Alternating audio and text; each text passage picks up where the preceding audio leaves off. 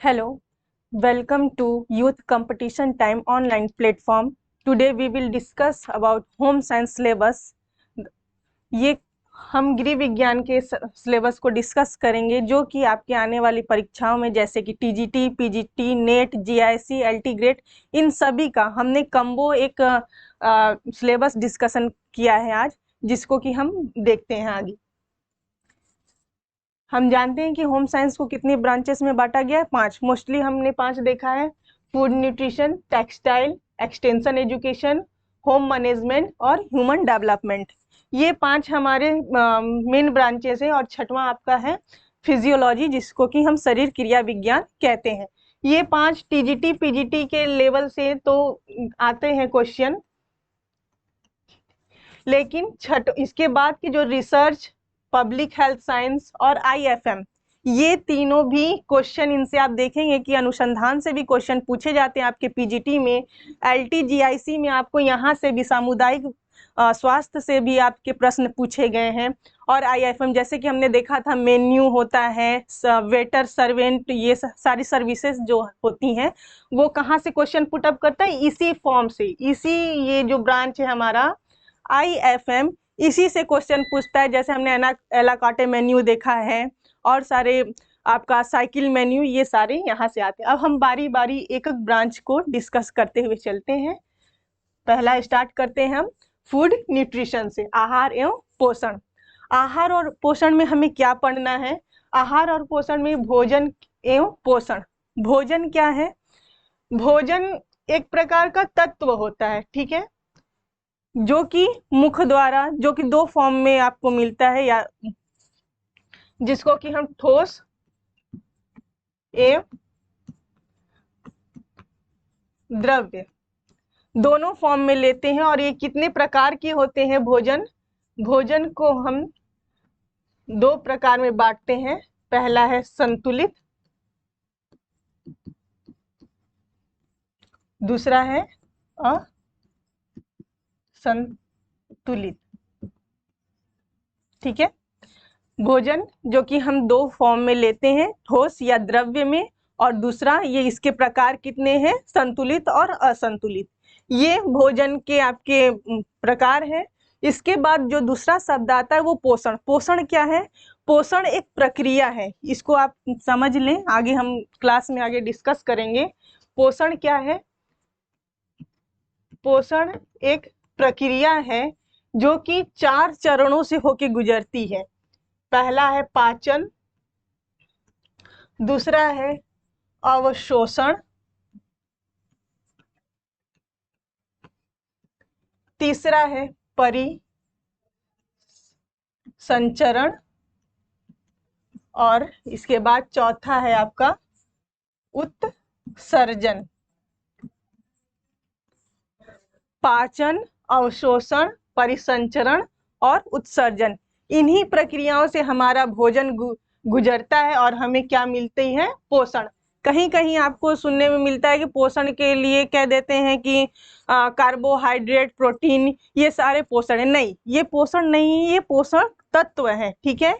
ये पोषण नहीं है, ठीक है, वो पोषक तत्व होते हैं जो कि आप आगे देखेंगे, ठीक है। तो इसमें आपको पढ़ना है भोजन एवं पोषण, हमने जो कि अभी थोड़ा बताया। फिर हमने देखा आहार के प्रकार। आहार के प्रकार में हमने अभी आपको बताया संतुलित आहार और असंतुलित आहार। इसमें हम देखेंगे संतुलित आहार और असंतुलित आहार में, इसमें जो उससे होने वाली समस्याएं हैं।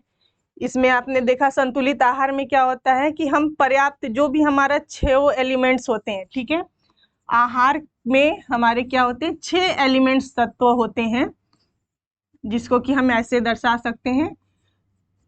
कार्बोज, दूसरा है प्रोटीन, तीसरा वसा,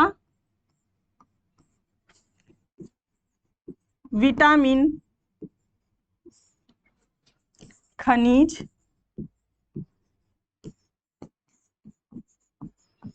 और छठवां क्या है? जल। जल को हम तत्व में इसलिए रखते हैं यहाँ पे कि इसके बिना कोई भी आगे, क्योंकि सब पे इसकी प्रक्रिया होती है, इससे गुजर के ही कार्बोज हो, इस पे भी प्रोटीन हो, वसा हो, इन सब से होके गुजरता है। ये 5 आपके मोस्ट इम्पॉर्टेंट है, ठीक है, 5 कार्बोज, प्रोटीन, वसा, विटामिन और ये खनिज, ये 5 मोस्ट आपके इम्पॉर्टेंट पोषक तत्व हैं। और जल को हम रखते हैं क्योंकि ये एक यौगिक है, इन्हीं से होके हमारी प्रक्रियाएं गुजरती हैं, ठीक है। आगे हम देखेंगे तो ये हमारा क्या हो गया, भोजन। आहार के प्रकार में हमने देखा संतुलित आहार और असंतुलित आहार। अब हमने देखा पोषक तत्व, जो अभी मैंने आपको बताया कि पोषक तत्व कितने प्रकार के होते हैं, 5 प्रकार के आपने देखा, जिसमें हमने कार्बोहाइड्रेट, प्रोटीन, वसा, विटामिन और खनिज लवण को देखा, ठीक है। उसके बाद आता है वनस्पतिक भोजन। वनस्पतिक भोजन कैसे भोजन होते हैं, वो फूड जो कि हमें वनस्पति से प्राप्त होते हैं, ठीक है, वो फूड जो कि हमें वनस्पति से प्राप्त होते हैं, जैसे फल हो गई, सब्जियां हो गई, ये सारे हमें कहाँ से प्राप्त होते हैं, वेजिटेबल्स से, हमें वनस्पति से प्राप्त होते हैं। उसके बाद इसमें आपको क्या मिलेगा, इसमें पढ़ना होगा आहार से रिलेटेड, आपको सारे सब्जी, दाल, फलियां, ये सारे इसी में आते हैं। वेजिटेबल फूड में ही आपके दाल, फलियां, ठीक है, आपके सब्जी, फल, फूल, ये सारे इसी में आते हैं। अगला है आपका, अगला पॉइंट है प्राणिज भोज्य पदार्थ, एनिमल फूड। एनिमल फूड क्या, वो फूड जो हमें प्राणी जगत से प्राप्त होते हैं, जैसे कि अंडा, दूध, मांस, ये सारे फूड हमें कहाँ से मिलते हैं, एनिमल जगत से मिलते हैं, ठीक है। इसके आगे हम देखेंगे आहार प्लान, ठीक है, डाइट प्लान हम देखेंगे, जिसे हम बोलते हैं आहार नियोजन। आहार नियोजन आपके टीजीटी पीजीटी के लेवल से इसमें क्वेश्चन बहुत अच्छे पूछते हैं, और ज्यादातर हर बार आपने देखा होगा इससे क्वेश्चन हर एक अलग अलग अवस्थाओं के, जैसे एक बालक के आहार के प्लान, मतलब आहार के नियोजन आप कैसे करेंगे, एक वृद्ध के लिए आप कैसे नियोजन करेंगे, एक किशोर का क्या होना चाहिए, एक खिलाड़ी का आहार क्या होना चाहिए, एक गर्भवती स्त्री का आहार क्या होना चाहिए। तो इसमें इसी आहार नियोजन में हम क्या करते हैं, अलग अलग अवस्थाओं की अलग अलग हम प्लानिंग करते हैं। उसके बाद आता है आपका उपचारात्मक पोषण। उपचारात्मक पोषण क्या होता है, थेरेपेटिकल डाइट। ये क्या होता है, जब हम किसी बीमारी या किसी भी अवस्था में उसका उपचार हम भोजन के थ्रू करते हैं, ठीक है, हम भोजन के थ्रू करते हैं। जैसे आपने सुना होगा माल न्यूट्रिशन, ठीक है, कुपोषण है, जैसे PEM, प्रोटीन एनर्जी माल न्यूट्रिशन, PEM, प्रोटीन एनर्जी माल न्यूट्रिशन। इसमें किसकी कमी हो रही है, प्रोटीन की कमी हो रही है और एनर्जी की कमी हो रही है, जिसकी वजह से वो क्या हो रहा है, बच्चा कुपोषित हो रहा है। तो हम उसका उपचार कैसे करेंगे, हम उसको डाइट से, उसके पोषण से हम उसको न्यूट्रिएंट देंगे। कैसा न्यूट्रिएंट देंगे, वैसा फूड उसको हम देंगे जिसमें प्रोटीन की मात्रा हो, जिसमें एनर्जी पर्याप्त मात्रा में हो। तो ये जो डाइट होता है, जब हम किसी विशेष परिस्थिति में किसी व्यक्ति को उसके आहार के थ्रू उसका उपचार करते हैं, तो उस आहार को हम क्या कहते हैं, उपचारात्मक आहार। और उससे मिलने वाले जो तत्व होते हैं उसे हम क्या कहते हैं, उपचारात्मक पोषण, ठीक है। और उसके बाद आपका है भोज्य पदार्थ में मिलावट। इससे क्वेश्चन कई सारे अधिनियम भी जुड़े हुए हैं, ठीक है, इससे आपका क्वेश्चन आता है। LTGIC आपने देखा होगा, इस बार भी क्वेश्चन पूछा था इससे, ठीक है। इसमें क्या होता है कि किसी भी भोज्य पदार्थ में केवल बाहरी तौर पे कुछ मिला, जैसे दाल में हमने अगर केसारी दाल मिला दी तो वो मिलावट तो है ही, लेकिन अगर हमने लौंग में से उसका तेल निकाल लिया, बादाम में से हमने उसका तेल निकाल लिया, तो ये भी एक तरीके से उपभोक्ता के साथ क्या है, धोखाधड़ी है, जो कि इसी के अंतर्गत आपके आता है, ठीक है। ये सारे चैप्टर्स आपको इस फूड न्यूट्रिशन में पढ़ने होंगे, ये इसका डिटेल। नेक्स्ट हम आते हैं, नेक्स्ट आते हैं हम वस्त्र विज्ञान। वस्त्र विज्ञान वस्त्र विज्ञान में हम पढ़ेंगे वस्त्र विज्ञान का इतिहास, महत्व, वस्त्र विज्ञान कहाँ का शब्द है, यह एक लैटिन भाषा का शब्द है। इसकी अवस्थाएं कि वस्त्र को कैसे कैसे मानव ने धारण किया, पहले नग्न अवस्था से उस शिकार अवस्था में आया, शिकार अवस्था से कृषि अवस्था में आया, कृषि अवस्था के बाद उसने सामाजिक अवस्था को देखा, सामाजिक अवस्था के बाद वो कृत्रिम या वैज्ञानिक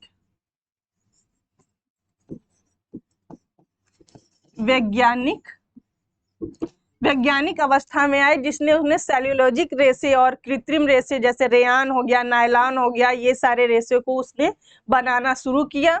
नग्न अवस्था से शिकार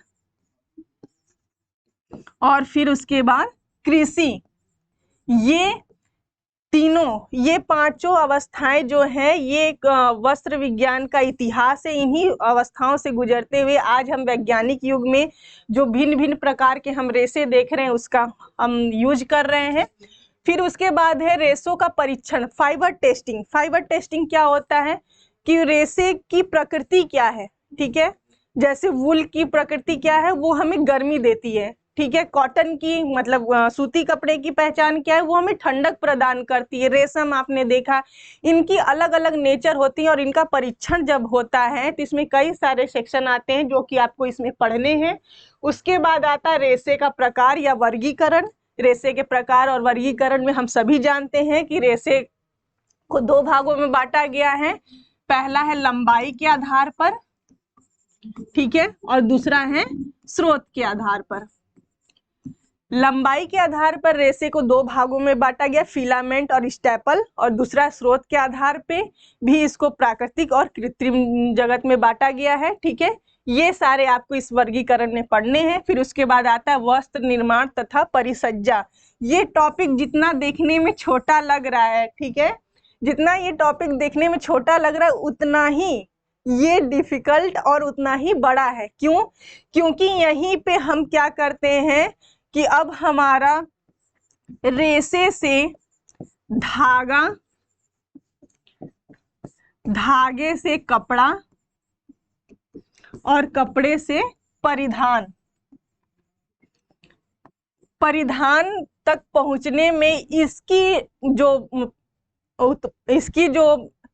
महत्ता है वो सबसे ज्यादा होती है। क्यों? क्योंकि वस्त्र निर्माण करना मतलब सबसे पहले रेशे का निर्माण करना, फिर उसके बाद रेशे को धागे में बदलना, धागे से फिर कपड़े में लाना, कपड़े से फिर उसके बाद पहनने योग्य। इसी कपड़े पे कई प्रकार की परिसज्जाएं होती हैं, ठीक है। जब ये मशीन से उतरता है तो ये एक कच्चा कपड़ा होता है या फिर इसको कहा जाए ग्रीस गुड्स होता है, जिस पे परिसज्जा की जाती है, इस पे ब्लीचिंग की जाती है, ठीक है, मॉइस्चराइजिंग की जाती है, ये सारी प्रक्रिया इस पे की जाती हैं। फिर परिधान में क्या होता है कि हम मानव आकृति के हिसाब से या जैसी हमारी रिक्वायरमेंट होती है वैसे हम कपड़े को स्वरूप देते हैं। ये हमारा पूरा टेक्सटाइल का सिलेबस है। इसके आगे आप देखेंगे extension education. Extension education most wanted आपका ये चैप्टर है। इसमें आप देखेंगे प्रसार शिक्षा का अर्थ एवं उद्भव, कैसे प्रसार शिक्षा दो शब्दों से मिलके एक्स और टेंसों से मिलके बना हुआ है। यहाँ पे उसकी मीनिंग, ऑर्गेन, कहाँ से ये आया हुआ, ये आप पढ़ेंगे। फिर उसके बाद ये देखिए संचार जो है ये बड़ा ही इम्पोर्टेंट है, केवल हमारे होम साइंस में ही नहीं, इससे नेट जीआईसी के भी क्वेश्चन बहुत अच्छे बनते हैं। असिस्टेंट प्रोफेसर में भी इसका एक पर्टिकुलर एक यूनिट ही है जिसको कि आपको पढ़ना होता है, संचार कम्युनिकेशन।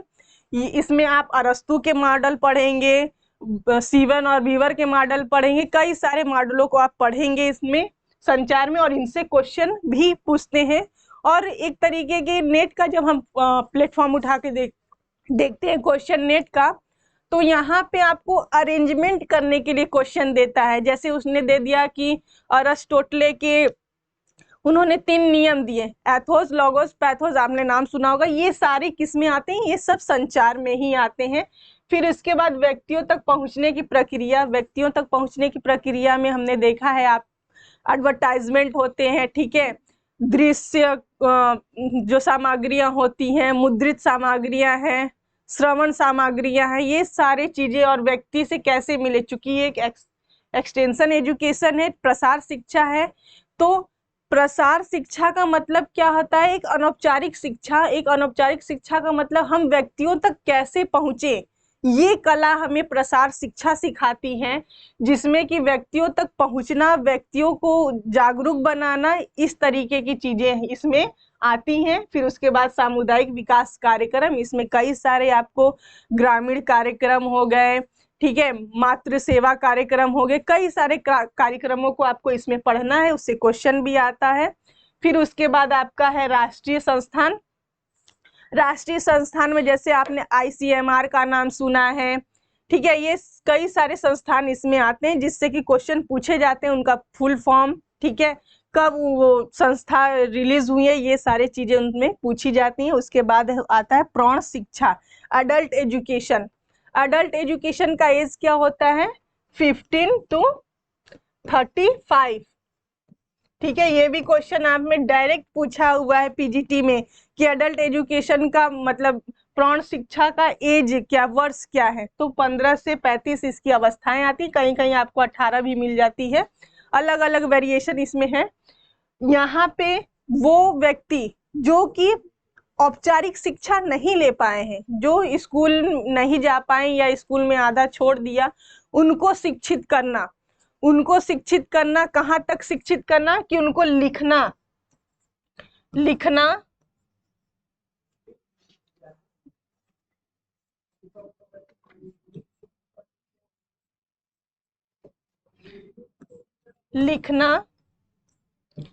पढ़ना और अंक गणितीय वो सवाल कर सके, जिससे कि उनकी दिनचर्या में वो किसी भी कार्य को आसानी से कर सके। लिखना, पढ़ना और अंक गणित, इतनी शिक्षा उनको दी जा सके ताकि वो अपने जीवन को सुचारू रूप से चला सके। और भी इसमें कई सारे कौशल सिखाए जाते हैं प्रौढ़ शिक्षा में, जैसे कि वो अपना रोजगार खोल सके और अपने आय का उपार्जन कर सके। उसके बाद आपका आता है मूल्यांकन। इसमें जो भी प्रोग्राम हम कर रहे हैं उसका इवैल्यूएशन हम करेंगे कि कितना प्रोग्राम सक्सेस हुआ, कितना नहीं हुआ। जैसे PM मोदी का था आपका PM मोदी का आहार योजना जो चला था, वो कितना आप देखते हैं इसमें निकलता है ना, RDA वगैरह ये सब निकाले जाते हैं, तो किससे होता है? मूल्यांकन ही तो होता है कि हर साल जनगणना जो की जाती है 10 सालों में, तो कौन सा प्रोग्राम कितना सक्सेस हुआ है, पंचवर्षीय योजनाएं, ये सारे क्या है, एक दूसरे का मूल्यांकन ही करती हैं कि अब अगले योजना में हमें क्या करना है। तो यहाँ पे आप अनौपचारिक, औपचारिक, निर्माणात्मक, संकलनात्मक, कई सारे आप यहाँ पे मूल्यांकन को पढ़ेंगे। फिर है संस्थापक प्रबंधन। इसमें है आपका जो संस्था, जैसे आंगनबाड़ी, बालवाड़ी, ये सारी संस्थाएं जो खोली जा रही हैं सरकार की तरफ से, उसका प्रबंधन कैसे होता है। जैसे आंगनबाड़ी में आपने देखा है कि सत्तू का पैकेट देना, कुछ मोटे अनाज देना, ये सारे इसमें आते हैं, इसमें आपको देखना है। फिर उसके बाद है रोजगार, एम्प्लॉयमेंट, जैसे मनरेगा, नरेगा, ये सारे इसमें रोजगार में आए हैं।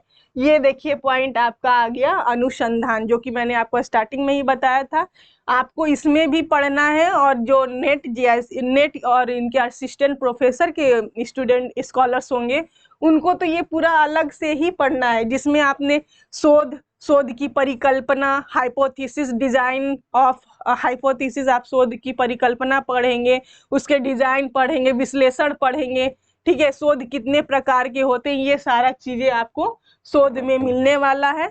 उसके बाद नेक्स्ट हम देखते हैं क्या है, होम मैनेजमेंट, गृह प्रबंधन। गृह प्रबंधन ये बड़ा ही इजी कहा जाए तो एक ये पूरा नंबर गेनिंग देने वाला ये सब आपका यूनिट है। इसको अगर आप ध्यान से पढ़ते हैं ना, तो कम से कम आप 25% आराम से, या 20% आराम से आप किसी भी एग्जाम में नंबर गेन कर सकते हैं। जिसमें पहला आप देखेंगे गृह प्रबंधन और निर्णय प्रक्रिया। गृह प्रबंधन वो प्रबंधन जिसमें कि हम घर को कैसे मैनेज करें कि हमारा सारा घर एक लय में संतुलित तरीके से उद्देश्यों को पूर्ति करते हुए हम उच्च संतोष को प्राप्त कर सके, संसाधनों का कम से कम प्रयोग करके उच्च से उच्च संतोष को प्राप्त कर सके। उसमें एक वर्ड आता है डिसीजन मेकिंग और निर्णय प्रक्रिया। ये किसी मैनेजमेंट की ही एक क्वालिटी होती है। हर कोई डिसीजन सही नहीं ले सकता, या डिसीजन लेने की हर किसी में क्वालिटी नहीं होती है। ये किस में होती है? ये एक प्रबंधक में ही होती है, जो कि किसी भी कार्य को करने के लिए निर्णय लेता है और फिर उसको आगे बढ़ाता है। इसमें आप देखेंगे निर्णय प्रक्रिया में ही इसके चरण है। कहाँ से गुजरता? आयोजन, नियंत्रण और मूल्यांकन। ठीक है, हमारा जो निर्णय प्रक्रिया है ये 3 चरणों से गुजरता है, प्लानिंग, कंट्रोलिंग और इवैल्यूएशन। इनसे होते हुए कोई भी हम जो उद्देश्य बनाते हैं वहां तक पहुंचते हैं। फिर उसके बाद आप देखेंगे संसाधन और विनियोग। जो भी संसाधन उपलब्ध है, मतलब संसाधन कैसे, हमने पढ़ा है कि संसाधन कितने टाइप्स के होते हैं? 2 टाइप्स, मानवीय और दूसरा है अमानवीय।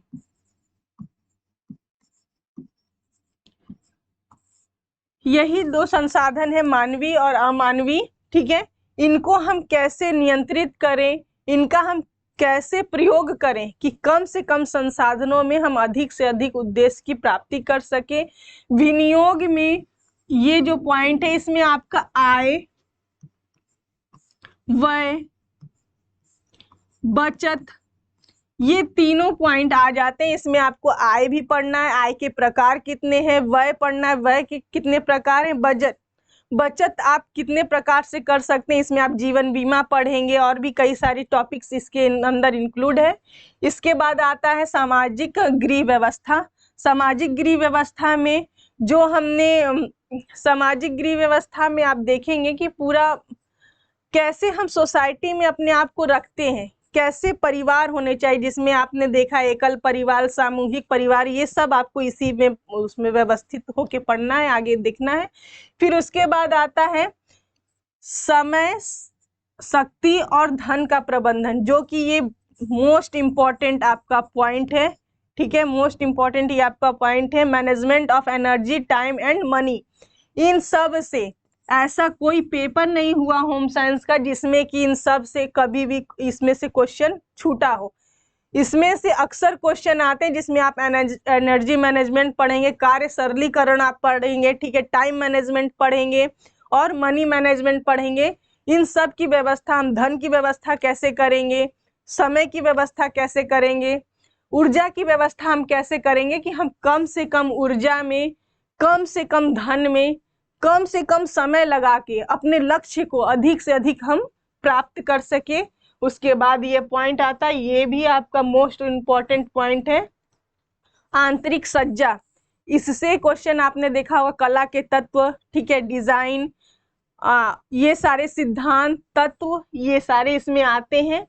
और इसी के साथ साथ इसी में आप देखेंगे कि किचन के प्रकार, आगे भी इन सब में आप देखेंगे किचन के प्रकार, छत के प्रकार, कैसे हम किसी भी सामान को घर में कैसे व्यवस्थित करें कि वो संतुलित रहे और हमारा घर एक अट्रैक्टिव लगे। ठीक है, इसके आगे हम देखते हैं। इसके बाद है हमारा चाइल्ड डेवलपमेंट। ये एक ऐसा ब्रांच है जो कि आपको हमारे होम साइंस में तो मिलता ही है।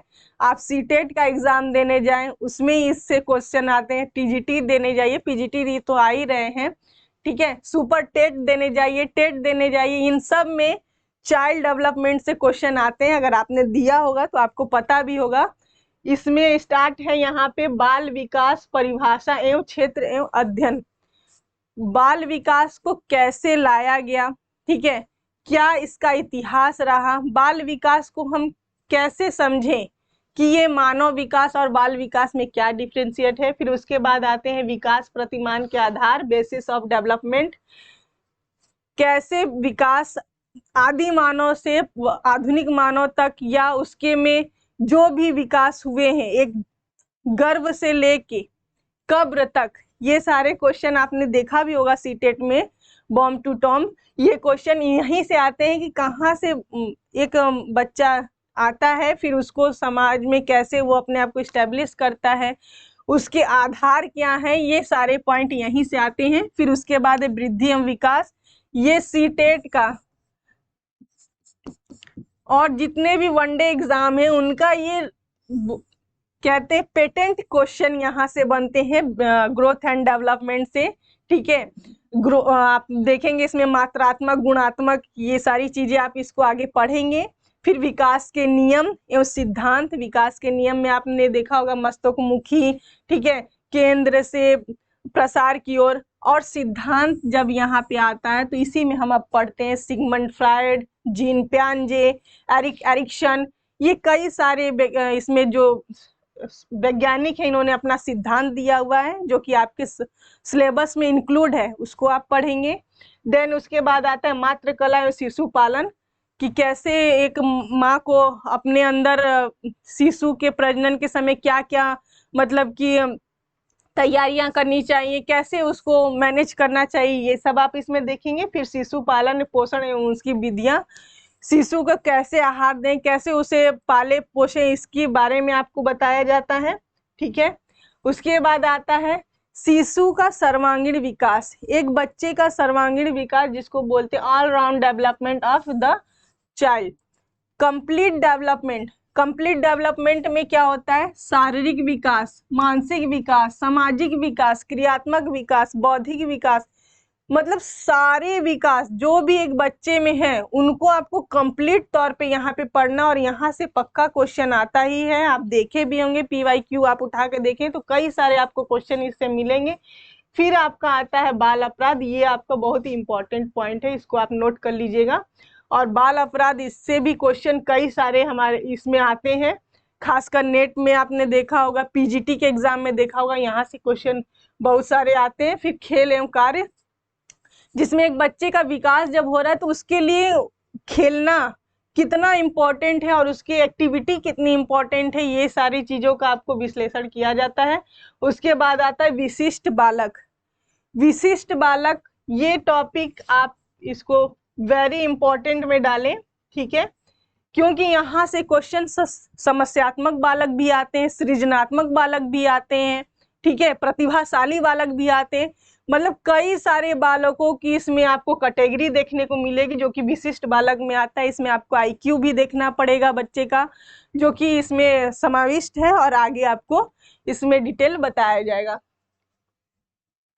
फिर उसके बाद आता है शरीर क्रिया विज्ञान, फिजियोलॉजी, ठीक है, जो कि आपने देखा है पाचन तंत्र एवं चयापचय। ये पूरी तरीके से समझिए कि बायोलॉजी के ही टर्म्स हैं। जो बच्चे आर्ट्स से होंगे उनको थोड़ा दिक्कत होगी, बट आप कंटिन्यूअस रहिए, देखिए आपको बहुत अच्छे से समझ में आएगा। मैं कुछ यहाँ पे आपको बता देती हूँ। पाचन, जो कि अभी मैंने स्टार्टिंग में आपके फूड न्यूट्रिशन वाले ही सिलेबस में मैंने बताया कि पाचन क्या है। पाचन एक आपका पोषण क्या है, एक प्रक्रिया है, उसमें जो पाचन होता है, ठीक है, पाचन के बाद अवशोषण, परिसंचरण और उत्सर्जन, वहां से लेके ये पूरा पाचन तंत्र आपका बनता है। उसमें जैसे आहार नाल हो गया, ठीक है, स्टमच हो गया, छोटी आंत, बड़ी आंत, इन सब को आपको इसमें पढ़ना है। फिर अगला है परिसंचरण तंत्र, सर्कुलेटरी सिस्टम। इसमें खून, ब्लड, रक्त कैसे बनते हैं, कैसे वो हमारे शरीर में पूरे परिसंचरित घूमते हैं, कैसे वो हमारे रक्त हमारे शरीर को कैसे ऊर्जा प्रदान करते हैं, उसमें जो मिले हुए न्यूट्रिएंट हैं वो कैसे हमें ऊर्जा प्रदान करते हैं, इन सब का क्रिया कार्य वगैरह हम इसमें देखेंगे, ठीक है। उसके बाद है श्वसन तंत्र, रिस्पिरेटरी सिस्टम, श्वसन, जो हम श्वसन ले रहे हैं उसको हम देखेंगे, इसमें पढ़ेंगे। आगे सेल्स, कोशिकाओं से भी क्वेश्चन आता है, ठीक है। कोशिका पढ़ने के बाद इसमें हम माइटोकॉन्ड्रिया, ये सारी चीजें को इसमें पढ़ेंगे, राइबोसोम्स, ठीक है, ये सब इसमें पढ़ेंगे। फिर उसके बाद आता है मस्कुलर सिस्टम, जो कि हमारे बॉडी में का पूरा एक तंत्र है, पेशीय तंत्र, इसको हम आगे पढ़ेंगे। फिर उसके बाद आता है अस्थिर स्केलेटल सिस्टम, हमारे शरीर की जो संरचना है, वो एक ढांचा जो कंकाल है उसी पे तो हमारी शरीर टिकी हुई है, तो उसको इसमें आप पढ़ेंगे आगे। हार्मोन्स आप देखेंगे, ठीक है। हार्मोन्स के बाद आपका आता है नर्वस सिस्टम, तंत्रिका तंत्र। ब्रेन हम देखेंगे, ब्रेन को कितने भागों में बांटा गया है, कौन सा ब्रेन कितना कंट्रोल करता है, कौन संवेगी है, कौन हमें किस किस हार्मोन्स को रिलीज करने में मदद करता है, ये सारी चीजें हम इसमें देखेंगे। ज्ञानेंद्रियां अगला टॉपिक है, ज्ञानेंद्रियां ये भी आपका, ये दोनों बड़ा ही इंपॉर्टेंट आप देख लीजिए। इसमें आपको ज्ञानेंद्रियों में मिलेगा आँख, कान, नाक, त्वचा, ये सब जीव इसमें आप पढ़ेंगे। उसके बाद लास्ट आपका क्या है, उत्सर्जन तंत्र।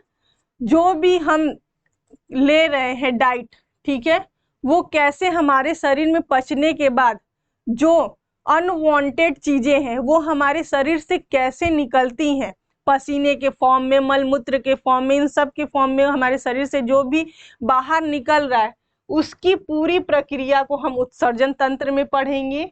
फिर उसके बाद है रोग एवं प्रतिरक्षा, इसमें आप कम्युनिटी नॉन कम्युनिटी दोनों रोगों को पढ़ेंगे। कम्युनिटी मतलब क्या है, जो आपने देखा है संचारित रोग होते हैं जो एक दूसरे से फैलते हैं, वो नॉन कम्युनिटी रोग में वो होते हैं जो कि फैलते नहीं हैं, वो आपको किसी न किसी कमी से या किसी न किसी कारण से शरीर में हो जाते हैं, उसके बारे में हम पढ़ेंगे। फिर इम्यूनिटी सिस्टम हम पढ़ेंगे कि कैसे रोग प्रतिरोधक क्षमता बढ़ाया जाए, कैसे हम अपने शरीर को इस लायक बनाए कि वो किसी भी रोग से लड़ सके, उनसे देख सके। अगला है अनुवांशिकी। अनुवांशिकी हम पढ़ेंगे, जैसे इसमें आप क्रोमोसोम्स पढ़ेंगे, ठीक है, 23 माँ के 23 पिता से जो क्रोमोसोम्स मिलते हैं, कैसे जाइगोट बनता है, इन सब को मिलाते हुए, ठीक है। एक्स एक्स से आपने देखा होगा, एक्स एक्स किसका है, गर्ल्स के लिए, ठीक है, और एक्स वाई आपका किसका है, बॉयज के लिए। इस तरीके के आप क्रोमोसोम्स पढ़ेंगे। फिर उसके बाद इसमें भी कोई कमी, जैसे आपने डाउन सिंड्रोम के नाम सुने होंगे, इस तरीके कई सारे क्वेश्चन है जो कि आप अनुवांशिक में ही पढ़ेंगे। डाउन सिंड्रोम एक तरीके की बीमारी है, इससे कौन सी क्रोमोसोम्स की कमी होने पे कौन से रोग होते हैं, या कौन से क्रोमोसोम्स की ज्यादा होने पे कौन से रोग होते हैं, तो ये सारी चीजें आप अनुवांशिकी में पढ़ेंगे। उसके बाद आपका आता है मानव स्वास्थ्य व प्राथमिक चिकित्सा, जिसमें हम फर्स्ट एड को पढ़ेंगे कि एक समय तुरंत अगर कोई आपके सामने इमरजेंसी हो जाता है, कहीं एक्सीडेंट हो जाता है, तो आप उस समय क्या तत्काल उपचार करेंगे, इसके बारे में हम पढ़ेंगे। और मानव स्वास्थ्य में हम कैसे अपने आप को बरकरार रखें, कैसे हम अपने स्वास्थ्य शरीर के बारे में आगे बढ़ सके, क्या हम लें या क्या इस सोसाइटी से हम दें कि जिससे कि एक स्वस्थ जीवन का निर्माण हो सके, एक निरोग काया हमें मिल सके, एक स्वस्थ जीवन मिल सके। ये सारी चीजें हम आगे पढ़ेंगे, ठीक है।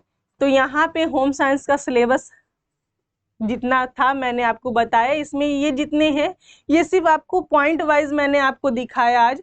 इनके डिटेल में जब आप पढ़ेंगे तो आप देखेंगे कि आपको कई सारी चीजें ऐसी होंगी जो कि आपको कहीं बुक से नहीं या कहीं बहुत खोजने से मिलती हैं, ठीक है। आप बने रहिए हमारे साथ। Thank you, have a good day.